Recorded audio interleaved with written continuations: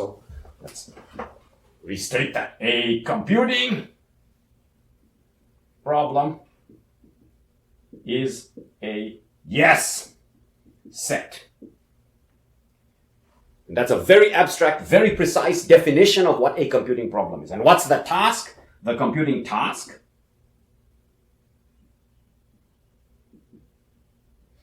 given an input string, and we'll focus on binary strings, just like here, strings of ones, because any yes set which is composed of complex strings, you can convert to binary. So given an input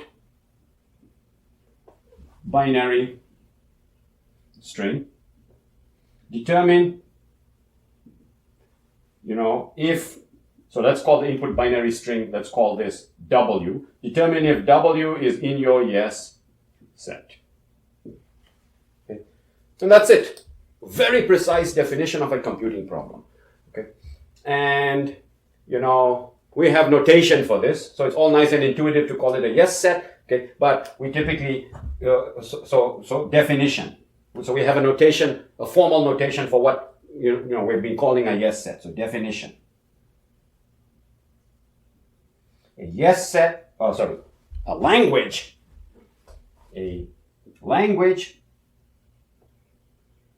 L is just a collection of finite binary strings. Is a collection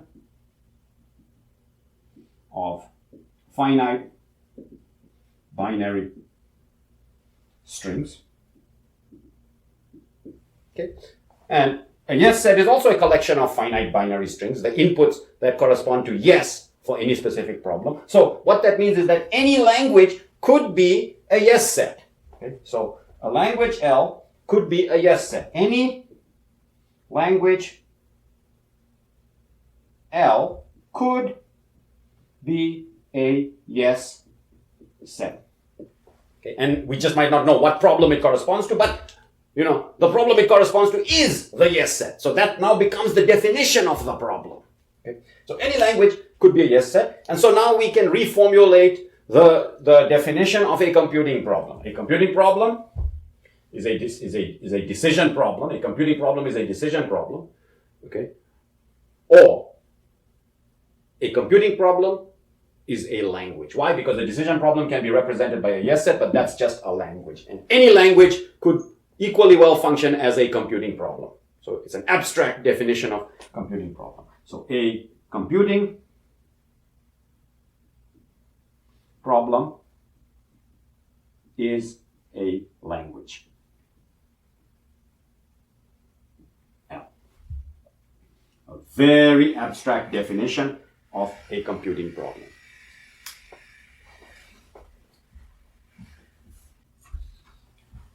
We have this concrete, very precise definition of a computing problem now, which is just a set of binary strings, a language. Okay. And so to specify a computing problem, you have to specify that, set of strings. And now we're going to do some examples of that. And then what does it mean to solve the computing problem? So to solve the computing problem means you have to give a procedure for determining if the input, so I give you an input string now W, so you have to give a procedure for determining if an input string is in the set. So you need a procedure to determine if input W is in your language, your set of strings that defines the problem. Okay? This is the language L. Okay, so let's look at now we can just specify problems without talking about primes or graphs or anything. We can just specify problems by specifying the set. So let's look at some example languages. Okay, so example languages. Okay, and let's start simple. Okay, so, here's a language. Epsilon 1, 1, 0, 0, 1. Okay, so this is just a finite language. So it's a finite computing problem. So finite language. Okay, let me show you, the set of finite binary strings sigma star. Now we called this B before. Okay, so all finite binary strings. It's a perfectly valid set of finite binary strings. It happens to be infinite, but it's a language. Okay, so this has The empty string 0, 1, 0, 0, 0, 1, 1, 0, 1, 1, 0, 0, 0, 0, 0, 1, and so on. Okay, so this is all binary strings. Okay, and if I wanted to be precise, finite. Okay, so any computing problem contains only finite binary strings. So our language is finite binary strings. There's, an input to a computing program, an input to a procedure can never be an infinite binary string. So the yes set of any, problem is always finite binary strings. Okay, so let's continue. The prime, okay, is equal to, 2, 3, 5, 2, 3, 5, 7,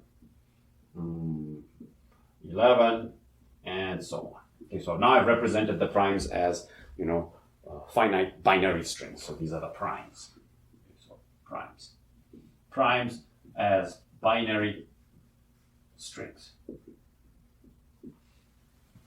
Okay, the push light. Okay, so L push. Now, if I wanted to, I could also include the leading zeros, and that would be a different computing problem where I would also allow 0, 1, 0 to be a prime because that evaluates to a number. So, and that's what we will do with the push strings. So L push. Okay, so this is, the push light problem. Okay, so, basically, the push light problem 1, so all valid strings of length 2 are 0, 1, and 1, 1. All valid strings of length 3 are 0, 0, 1, 0, 1, 1, 1, 0, 1, okay, and 1, 1, 1, and so on. So now this is the number 1 push. This is also the number 1 push. This is the number 3 pushes, and so on. Okay? But I'm allowing trailing zeros in this case. Okay, so I can define any problem I want. This is a perfectly well-defined problem. You can see that these strings are easy to sort of identify the pattern. They all end in a 1, and that's what it means for the number to be odd. So an odd number of pushes gets the light on. Okay, strings that end in 1. Okay, and we can continue. Let me give you a few more examples.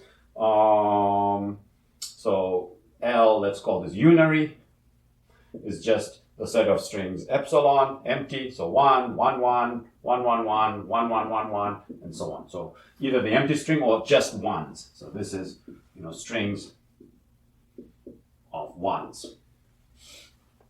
Okay, L, 0, 1 to the n. Okay, so now I'm using this power notation, okay, to say that you can have either epsilon or 0, 1 or 0, 1 squared. So that's 0, 1, 0, 1. Okay, so this is epsilon 0, 1, 0, 1, 0, 1, 0, 1, 0, 1, 0, 1, and so on. Okay.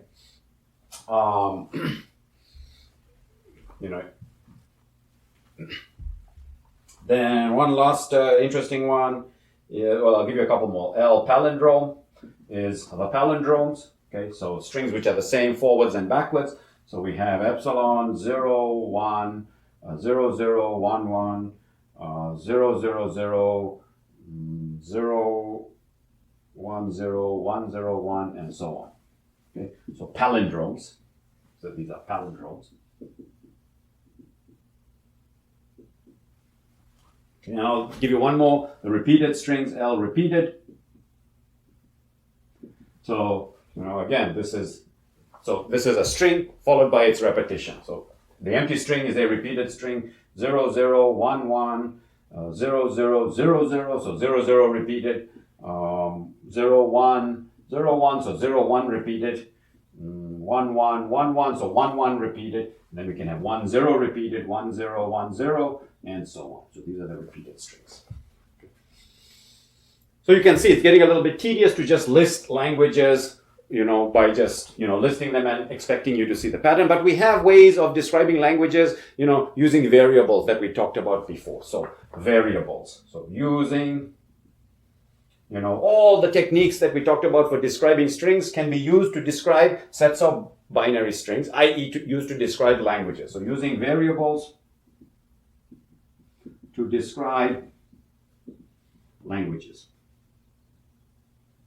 Okay, so we could, describe the unary language as the set of strings, W, where W is equal to, 1 concatenated with itself n times, where n is greater or equal to 0. So we use this, dot n to mean concatenate. So concatenate with me 0 times gives me the empty string. Once gives me the 1. Twice gives me 1, 1. 3 times gives me 1, 1, 1.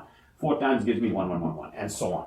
We can describe because we see the pattern. So whenever we see a pattern, we can use a variable to describe the set. So this language of 0, 1, raised to the power n, so repeated, is exactly concatenation. So in a similar vein, we could say this is the set of strings W, where W is equal to 0, 1, concatenated with itself n times, where n is greater or equal to 0. Okay. Let me define a set that looks similar to the palindromes. Okay. So, the set L, which is equal to U concatenated with its reversal. Okay, where U is a member of the set of all strings. Okay, so let's think about what this is. So, if epsilon is concatenated with its reversal, you get epsilon. So this is, nothing. Then you could have U being 0.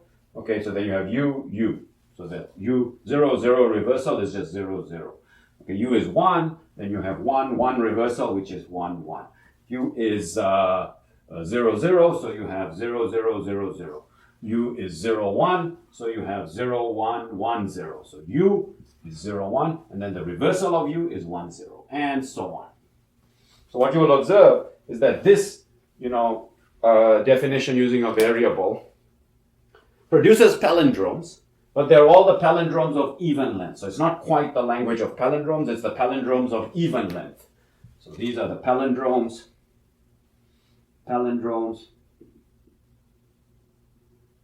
of even length.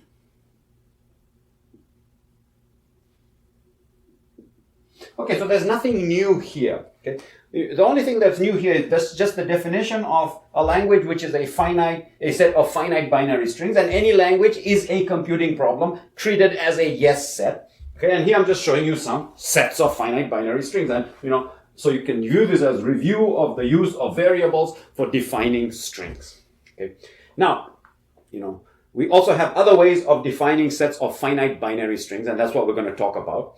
Okay, in particular, we're going to now talk about the regular expressions. So if you grew up on Unix, okay, or Linux or something like that, you might be familiar with an expression like ls fox star.